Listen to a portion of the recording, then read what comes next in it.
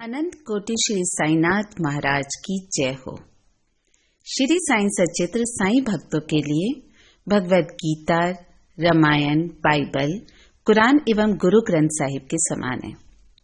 श्री हेमाडपंत जी ने श्री साईं बाबा जी की आज्ञा लेकर उनके जीवन काल में घटित घटनाओं को संकलित करके श्री साईं सचित्र का निर्माण किया।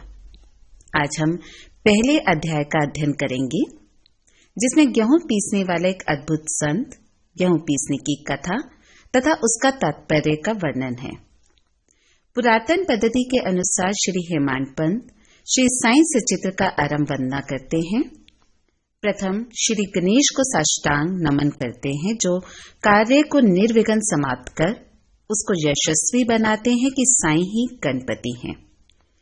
फिर भगवती सरस्वती को, जिन्होंने काव्य रचने की प्रेरणा दी और कहते हैं कि साईं भगवती से भिन्न नहीं है, जो कि स्वयं ही अपना जीवन संगीत बयान कर रहे हैं। फिर ब्रह्मा, विष्णु और महेश को, जो क्रमशः उत्पत्ति, स्थिति और संहार करता है, और कहते हैं कि श्री साईं और वे अभिन्न हैं। वे स्वयं ही गुरु बनकर भवसागर से पार उतार देंगे। फिर अपने कुल देवता श्री नारायण आदिनाथ की वंदना करते हैं, जो कि कोकड़ में प्रकट हुए।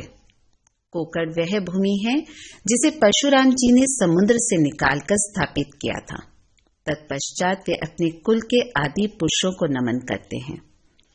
फिर श्री भारद्वाज मुनि को, जिनके गोत्र में उनका जन्म हुआ, पश्चात उन ऋषियों को जैसे याज्ञवल्क्य, भृगु, पराशर, नारद, वेद व्यास, सनक सनंदन, सनत कुमार, शुक, शौनक, विश्वामित्र, वशिष्ठ, वाल्मीकि, वामदेव, जैमिनी, वंशपायन एवं योगिंद इत्यादि तथा आधुनिक संत जैसे निवृत्ति, ज्ञानदेव, सोपान, मुक्ताबाई, जनार्दन, एकनाथ, नामदेव, तुकाराम, कान्हा, नरहरि आदि को नमन करते हैं। फिर अपने पिता में सदाशिव, पिता रघुनाथ और माता को, जो उनके बचपन में ही गत हो गई थी। फिर अपनी चाची को, जिन्होंने उनका भरण पोषण किया, और अपने प्रिय ज्येष्ठ भ्राता को नमन करते हैं।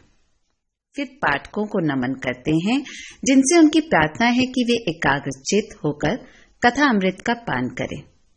अंत में श्री सच्चिदानंद सद्गुरु श्री साईनाथ महाराज को, जो कि श्री दत्तात्रेय के अवतार और उनके आश्रयदाता हैं, और जो ब्रह्मा सत्यम जगनी मिथ्या का बोध कराकर समस्त प्राणियों में एक ही ब्रह्मा की व्यापित की अनुभूति कराते हैं। श्री पराशर, व्यास और शांडिल्य आदि के समान भक्ति के प्रकारों का संक्षेप में वर्णन कर अब ग्रंथकार महोदय निम्नलिखित कथा प्रारंभ करते हैं। गेहूं पीसने की कथा। सन 1910 में मैं एक दिन प्रातःकाल श्री साईं बाबा के दर्शनार्थ मस्जिद में गया। वहां का विचित्र दृश्य देख मेरे आश्चर्य का ठिकाना न रहा कि साईं बाबा मुंह हाथ धोने के पश्चात चक्की पीसने की तैयारी करने लगे। उन्होंने फर्श पर एक टाट का टुकड़ा बिछा उस पर हाथ से पीसने वाली चक्की में गेहूं डालकर उन्हें पीसना आरंभ कर दिया। मैं सोचने लगा कि बाबा को चक्की पीसने से क्या लाभ है। उनके पास तो कोई है भी नहीं और अपना निर्वाह भी भिक्षावृत्ति द्वारा ही करते हैं। इस घटना के समय वहां उपस्थित अन्य व्यक्तियों की भी ऐसी ही धारणा थी, परंतु उसने उनसे पूछने का साहस किसे था। बाबा के चक्की पीसने का समाचार शीघ्र ही सारे गांव में फैल गया, और उनकी यह विचित्र लीला देखने के हेतु तत्काल ही नर नारियों की भीड़ मस्जिद की ओर दौड़ पड़ी। उनमें से 4 निडर स्त्रियां भीड़ को चीरती हुई ऊपर आई और बाबा को बलपूर्वक वहां से हटाकर हाथ से चक्की का खूंटा छीनकर तथा उनकी लीलाओं का गायन करते हुए उन्होंने गेहूं पीसना आरंभ कर दिया। पहले तो बाबा क्रोधित हुए, परंतु फिर उनका भक्ति भाव देखकर वे शांत होकर मुस्कुराने लगे। पीसते पीसते उन स्त्रियों के मन में ऐसा विचार आया कि बाबा के ना तो घर द्वार है और ना ही उनके कोई बाल बच्चे हैं तथा ना ही कोई देखरेख करने वाला ही है। वे स्वयं भिक्षावृत्ति द्वारा ही निर्वाह करते हैं, अतः उन्हें भोजन आदि के लिए आटे की आवश्यकता ही क्या है। बाबा तो परम दयालु हैं। हो सकता है कि यह आटा वे हम सब लोगों में ही वितरण कर दें। इन्हीं विचारों में मगन रहकर गीत गाते गाते ही उन्होंने सारा आटा पीस डाला। तब उन्होंने चक्की को हटाकर आटे को 4 समान भागों में विभक्त कर लिया और अपना अपना भाग लेकर वहां से जाने को उद्यत हुई। अभी तक शांत मुद्रा में निमग्न बाबा तत्क्षण ही क्रोधित हो उठे और उन्हें अपशब्द कहने लगे। रिश्तियों, क्या तुम पागल हो गई हो? तुम किसके बाप का माल हड़प कर ले जा रही हो? क्या कोई कर्जदार का माल है जो इतनी आसानी से उठाकर ले जा रही हो? अच्छा, अब एक कार्य करो कि इस आटे को ले जाकर गांव की मेन यानी कि सीमा पर बिखेर आओ। मैंने शिरनी वासियों से प्रश्न किया कि जो कुछ बाबा ने अभी किया है उसका यथार्थ में क्या तात्पर्य है। उन्होंने मुझे बतलाया कि गांव में विषुचिका यानी कि हैजा का जोरों से प्रकोप है और उसके निवारणार्थ ही बाबा का यह उपचार है। अभी जो कुछ आपने पिसते देखा था वह गेहूं नहीं वरन विषुचिका यानी कि हैजा थी, जो पिसकर नष्ट भ्रष्ट कर दी गई है। इस घटना के पश्चात सचमुच विषुचिका की संक्रामकता शांत हो गई और ग्रामवासी सुखी हो गए। यह जानकर मेरी प्रसन्नता का पारावार न रहा। मेरा कौतूहल जागृत हो गया। मैं स्वयं से प्रश्न करने लगा कि आटे और विषुचिका रोग का भौतिक तथा पारस्परिक क्या संबंध है? इसका सूत्र कैसे ज्ञात हो? घटना बुद्धिमय से प्रतीत नहीं होती।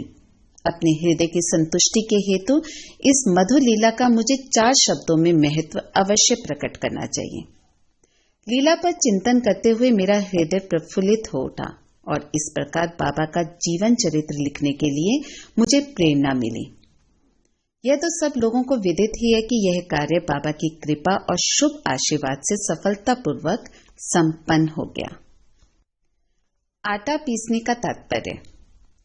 शिरनी वासियों ने इस आटे पीसने की घटना का जो अर्थ लगाया वह तो प्राय ठीक ही है, परंतु इसके अतिरिक्त मेरे विचार से कोई अन्य भी अर्थ है।